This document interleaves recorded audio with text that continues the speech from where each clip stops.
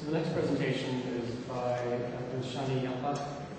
Dilshani is an undergraduate, faculty of law, Sir John at University. And the title of the presentation is Cybercrimes Within Social Networks and the Efficacy of Domestic Legislation to Combat Against Them. Everyone please welcome Dilshani.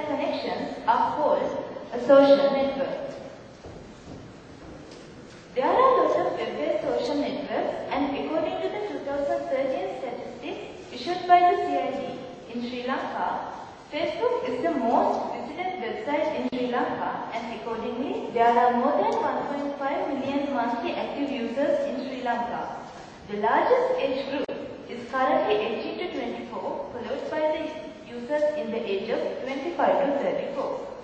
So, because of these facts, I narrowed down my research topic as cybercrimes under Facebook. So, what you see on the screen are some reported cybercrimes under Facebook by now in Sri Lanka. Moving to an international incident that happened in the recent past. Due to Facebook, I think you all remember young Amanda Todd being blackmailed, bullied, into exposing her breast via webcam and then physically assaulted and finally led her to commit suicide at the age of 50. Then comes Venusha Bandara, the student of John Kasalawala School in Kurunagala and directed by hanging herself with a sari, being subjected to the temper of the school principal over an issue concerning the Facebook. So these are some reported popular cases took place due to Facebook in modern context. What you see in the screen is reported cybercrimes. And to get an idea, what you see how cybercrimes took place in the year 2007, 7 years ago. and I got this data from Sri Lanka Computer Emergency Readiness Team, what we call as and it's them a private institute which react on Facebook issues in Sri Lanka. According to this chart, a vast area, about 41% of crimes were regarding publishing information without consent or sexual harassment, and 23% impersonation, and other 36% equally distributed amongst hacking offences, cheating, and hacking addresses and attempted cheats.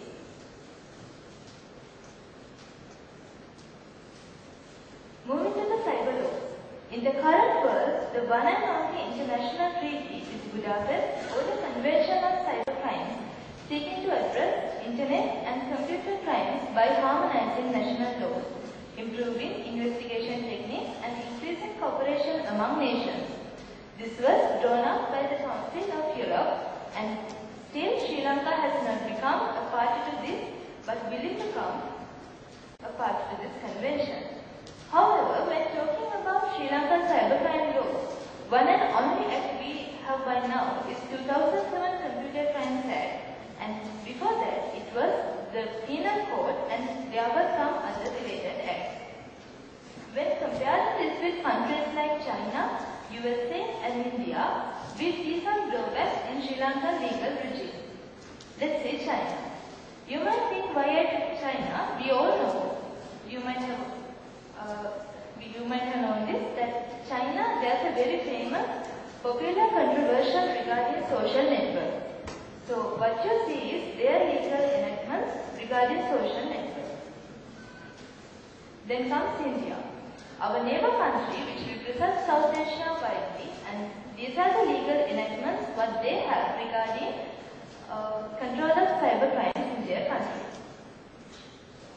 Then USA, the country which initiates in creating social networks, they have considerable amount of laws, and the special feature here is they have considered different aspects. For an example, the same section, they identify a difference between access devices and computers. Likewise, they have addressed different aspects in detail.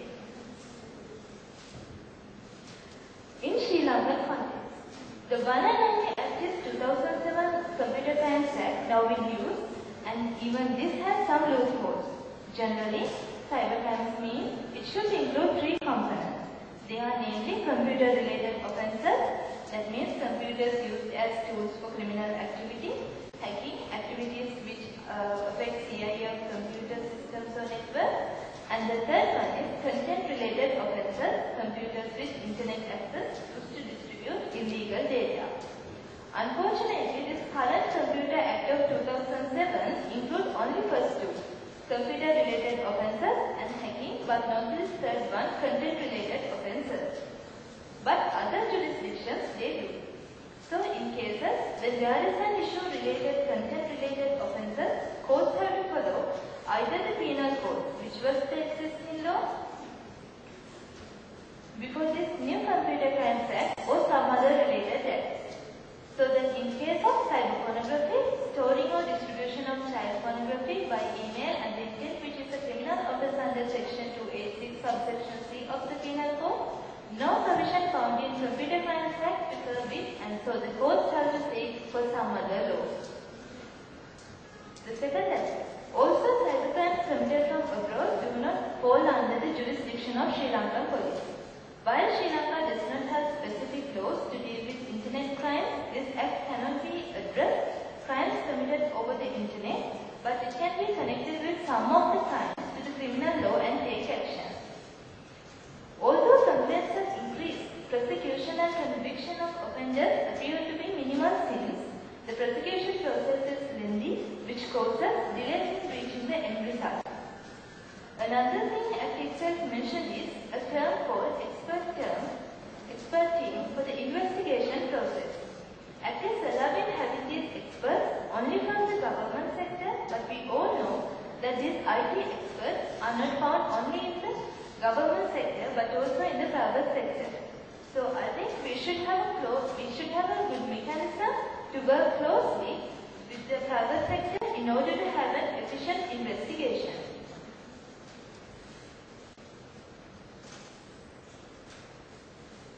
with these facts stated above, it can be concluded the present Sri Lankan legislation does not specifically cover cybercrimes done by Facebook to meet the global standards like other countries, and now we will see what can we do to recover from the drawbacks above mentioned.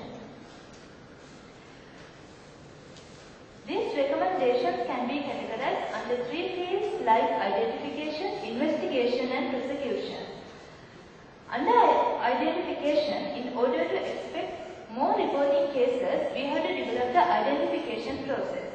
So what you see on the slide is how we can enhance the identification process of cybercrime. Moving to investigation, in order to expect an increased number of successful prosecuted cases related to cybercrimes, there should be a successful investigation process. So following now, how we can enrich the investigation process. Moving to the prosecution, also this is how we can do a justice for the prosecution side who are affected by these cybercrimes.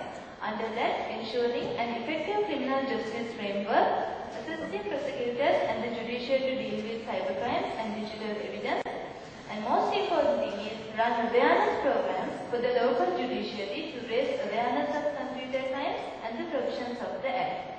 Also, build a pool of IT-savvy legal professionals able to prosecute cases under the Computer Crimes Act. And finally, increase number of countries with which Sri Lanka has extradition treaties through government intervention.